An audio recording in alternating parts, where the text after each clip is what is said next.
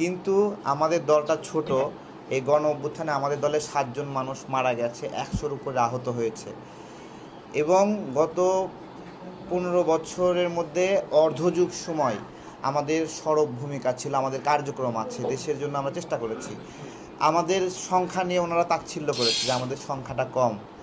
দেখেন আজকে একটা এখানে কে কে ছিলেন, 7 জানুয়ারি আমাদেরকে বিএনপি এবং জামাত কথা দিয়েছিল যে আপনারা ইলেকশন কমিশন ঘেরাও করবেন, আমরা আপনাদের পাশে আছি।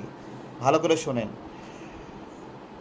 এই আশ্বাস শুইনা আমরা আমজনতা দল মাত্র 60-70 জন মানুষ আর কিছু রিক্সাওয়ালাকে নিয়ে প্রেস ক্লাবে একত্রিত হলাম। ঠিক আছে, বড় বড় দল তারা আমাদেরকে কি বলছে জানেন? অহেতুক শক্তি ক্ষয় করে লাভ আছে। সময় মতো অথচ ওই দিন আমরা